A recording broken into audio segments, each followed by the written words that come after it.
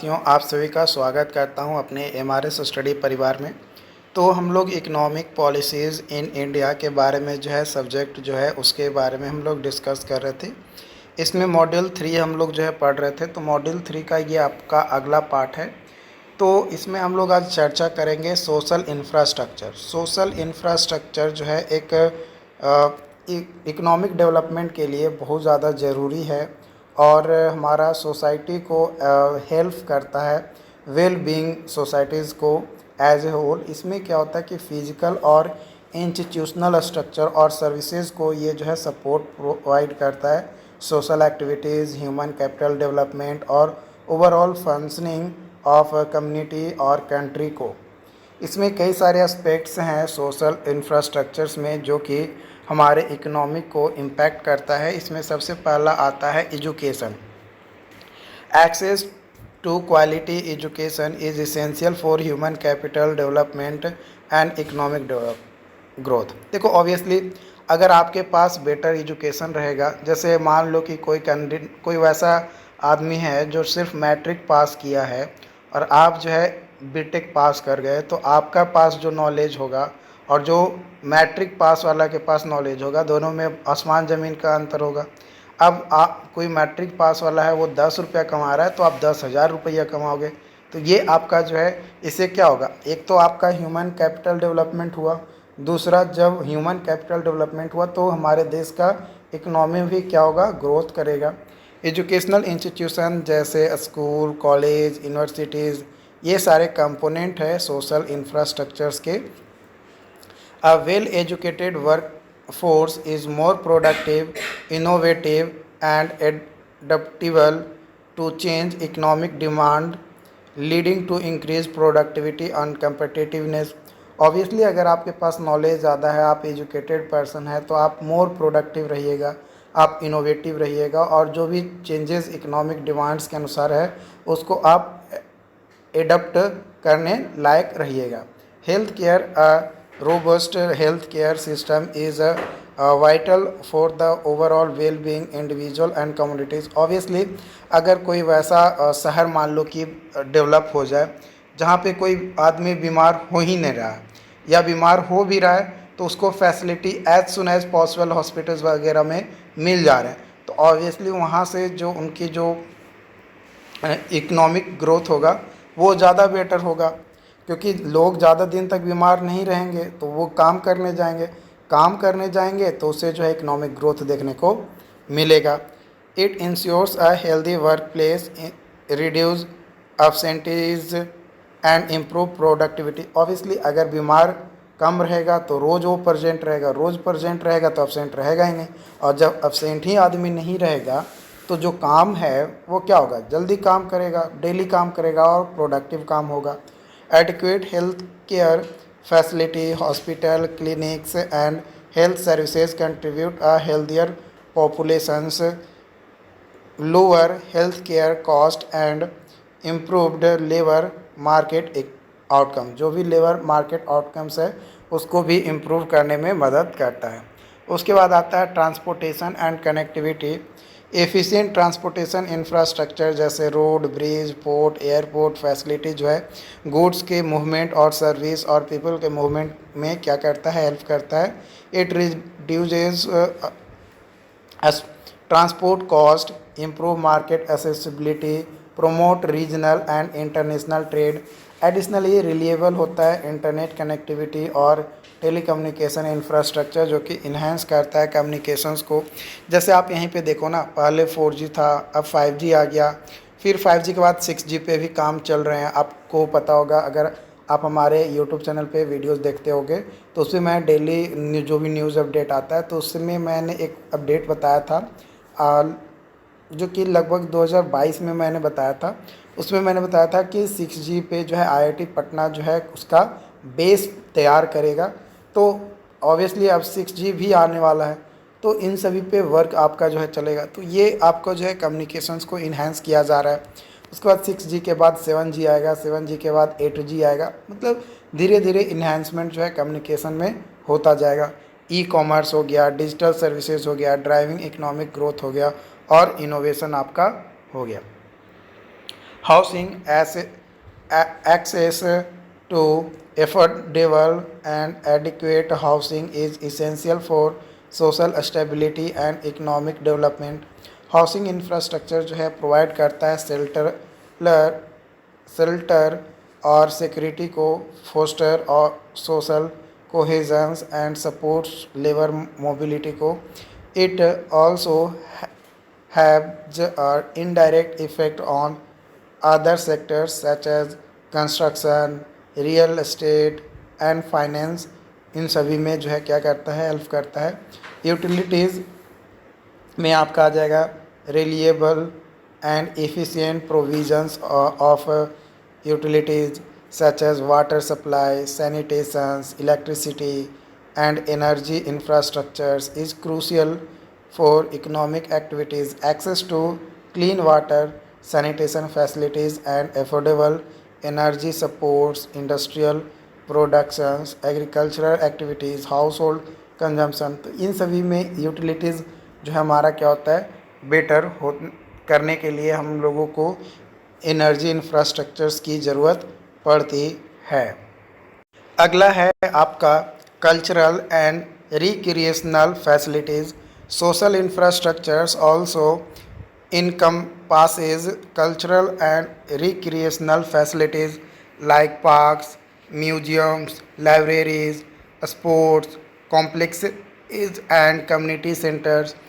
These amenities contribute the quality of life, enhance social cohesion, promote tourism and stimulate local economies को क्या करता है, stimulate करता है. Investment in social infrastructures have positive long-term economic effects. They create a job during construction and operation, improve human capital, attract investment and enhance overall जो भी businesses environment है उसे जो है क्या करता है, enhance करता है. साथ ही साथ एडिशनली हमारा जो सोशल इंफ्रास्ट्रक्चर्स प्रोजेक्ट्स होते हैं उसमें मल्टीपलर इफ़ेक्ट्स होते हैं ऑन अदर सेक्टर्स का, जो कि हमारा इकोनॉमिक का होता है. जनरेट करता है एडिशनल इकोनॉमिक एक्टिविटीज़ को और स्टिमुलेटिंग लोकल डेवलपमेंट हमारा करता है. गवर्नमेंट और प्राइवेट सेक्टर एंटिटीज़ जो होता है और कुछ नॉन प्रॉफिट ऑर्गेनाइजेशंस भी होते हैं जो कि एक सिग्निफिकेंट रोल निभाते हैं हमारा डेवलपमेंट और मेंटेनेंस ऑफ सोशल इंफ्रास्ट्रक्चर्स में. जैसे आपका public policies, funding mechanism, effective governance, ये सारे जो है क्रिटिकल होते हैं for ensuring equitable access, sustainability और एफिशिएंट प्रोविजंस जो है हमें प्रोवाइड करते हैं ताकि हम लोग जो है सोशल इंफ्रास्ट्रक्चर सर्विसेज जो है वो बेटर तरीके से जो है मिल सके. देखो, अगर लोग वेल एजुकेटेड रहेंगे तो डेफिनेटली उनको जो सोशल इंफ्रास्ट्रक्चर है वो बेटर आपको जो है देखने को मिलेगा. ट्रांसपोर्टेशन फैसिलिटी अच्छा रहेगा तो ऑब्वियसली बेटर क्वालिटी जो है वहाँ पे देखने को मिलेगा. तो ये सारी चीज़ें जो है सोशल इंफ्रास्ट्रक्चर्स के अंतर्गत आपका आता है. अगला टॉपिक है आपका इसमें सोशल इंक्लूजन. सोशल इंक्लूजन जो है ये एक तरीके का प्रोसेस होता है जिसमें ये इंश्योर किया जाता है डैट ऑल इंडिविजुअल्स और regardless of their social background और identity have equal access to economic opportunities and benefits. It aims to reduce inequalities and promote a more inclusive and equitable economic system को क्या करता है, promote. मेरा इसका main मकसद यही होता है कि प्रमोट करें मोर इंक्लूसिव को और इक्विटेबल इकोनॉमिक सिस्टम को और इनइक्वालिटीज़ जो भी हो रही हैं उसको रिड्यूस किया जा सके. तो यहाँ पे कुछ एस्पेक्ट्स है सोशल इंक्लूजन का इकोनॉमिक्स में, जो कि सबसे पहला है एम्प्लॉयमेंट अपॉर्चुनिटीज़. सोशल इंक्लूजन जो है इन्वॉल्व करता है providing equal access to employment opportunities for individual for all social group. It includes addressing discriminations in hiring processes and create inclusive workplaces that value diversity. जो भी diversity है, देखो अगर कोई एक ही पोस्ट का है ना, पोस्ट दो व्यक्ति का सेम है है ना, एक व्यक्ति पर्सन 1 है और एक पर्सन 2 है, दोनों का पोस्ट सेम है। मान लो कि पर्सन 1 जो है यूआर कैटेगरी का है और पर्सन 2 जो है एससी कैटेगरी का है और पोस्ट दोनों का सेम है, तो उस कंडीशन में, है ना, उस कंडीशन में आपका दोनों का सैलरी सेम होगा, दोनों का वैल्यू सेम होगा। ठीक है, इसमें किसी तरीके का डिस्क्रिमिनेशंस नहीं होने चाहिए। इसी को कम करने का काम करता है सोशल इंक्लूजन। अगर इस तरीके का डिस्क्रिमिनेशन आ रही है तो उसी को कम करता है। Education and skill development, access to quality education and skill development programs में भी जो है क्रूशियल होता है फॉर सोशल इंक्लूजन के लिए।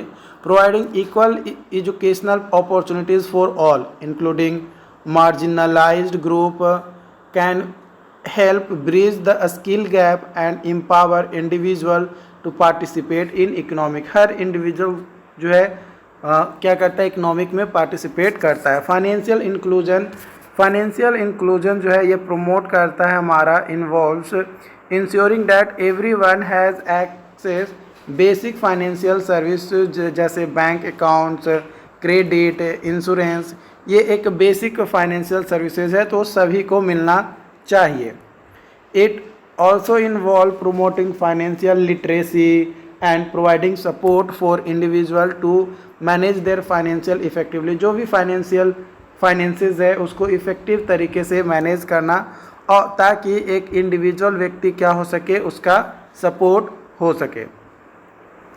Poverty reductions, social inclusion focuses on reducing poverty. जो सोशल इंक्लूजन्स होता है वो ये भी फोकस करता है कि जो पॉवर्टी है उसको रिड्यूस किया जा सके। Ensuring that marginalized individuals and communities have access to basic necessities. जो बेसिक नेसेसिटीज़ है उसको एक्सेस कर सके। दिस में involve implementing social safety net और इकोनॉमिक सपोर्ट प्रोग्राम। साथ ही साथ हमें जो है इंटरवेंशन जो टारगेटेड किया जाता है टू अपलिफ्ट डिसएडवांटेज्ड ग्रुप जो है आपका होता है। Entrepreneurship and small business support में क्या होता है कि इंटरप्रेन्योरशिप को इनकरेज किया जाता है एंड सपोर्टिंग स्मॉल बिजनेसेस, ताकि सोशल इंक्लूजन को क्या किया में कंट्रीब्यूशन प्रोवाइड कर सके by creating economic opportunities for individual के लिए इकोनॉमिक अपॉर्चुनिटीज़ जो है जनरेट कर सके। Who faces barrier in traditional employment में जो बैरियर फेसेस करता है उसको। Providing access to capital, training, mentorship, ये सभी जो है हेल्प करता है foster entrepreneurship among marginalized group के बीच में। एक्सेस टू पब्लिक सर्विस, जो सोशल इंक्लूजन्स है वो रिक्वायर करता है इंश्योरिंग दैट ऑल, जितने भी इंडिविजुअल्स हैं उसमें इक्वल एक्सेस जो है हमारा देता है टू पब्लिक सर्विसेज को, such as health care, transportation, housing. साथ ही साथ इंफ्रास्ट्रक्चर्स गैप्स को भी जो है एड्रेसिंग किया जाता है and improving service delivery in underserved areas can help promote inclusivity.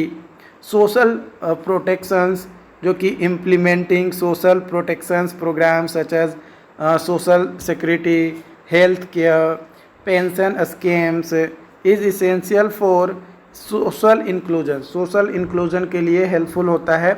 जो सोशल प्रोटेक्शंस होता है वो, जो भी सोशल प्रोटेक्शन प्रोग्राम वगैरह चलाए जाते हैं वो, ये जो भी प्रोग्राम्स है ये सेफ्टी नेट प्रोवाइड करता है फॉर वनरेबल इंडिविजुअल्स और प्रोटेक्ट करता है देम फ्रॉम इकोनॉमिक शॉक से क्या करता है, प्रोटेक्ट करता है। पॉलिसीज़ एंड इंस्टीट्यूशनल फ्रेमवर्क, जो इंक्लूसिव पॉलिसीज़ हैं जो कि क्रिएट किए जाते हैं, बनाए जाते हैं, एंड जो इंस्टीट्यूशनल फ्रेमवर्क है वो सोशल इंक्लूजन को इकोनॉमिक में क्या करता है, प्रमोट करने का काम करता है। इसमें हमारा इन्वॉल्व होता है डिज़ाइनिंग पॉलिसीज़, जो कि स्ट्रक्चरल इनइक्वलिटीज़ को क्या करता है, एड्रेस करता है, यानी फाइंड आउट करता है, पता लगाता है। डाइवर्सिटी को प्रमोट करता है। इंक्लूजन जो डिसीजन मेकिंग प्रोसेसेस में होता है उसको भी प्रमोट करता है। साथ ही साथ इन्फोर्स करता है एंटी डिस्क्रिमिनेशन लॉ, जो भी एंटी डिस्क्रिमिनेशन लॉ है उसको इन्फोर्स करने का काम करता है, यानी किसी के साथ डिस्क्रिमिनेट ना हो सके। उसके बाद आपका जो सोशल इंक्लूजन है इकोनॉमिक में, is not only a matter of fairness, ये सिर्फ फेयरनेस का बात नहीं है कि हमेशा हर किसी के साथ जो है सही ही हो, but also has a economic benefit. साथ ही साथ इससे जो है कई बार इकोनॉमिक बेनिफिट्स भी देखने को मिलता है। When individuals from all social backgrounds have equal access to opportunities, they can contribute their skills, skills को जो है कंट्रीब्यूट करता है, नॉलेज एंड क्रिएटिविटी को टू इकोनॉमी को, और लीड करता है हाइयर प्रोडक्टिविटी, इनोवेशंस और ओवरऑल जो इकोनॉमिक ग्रोथ में भी जो है हमारा हेल्प करता है।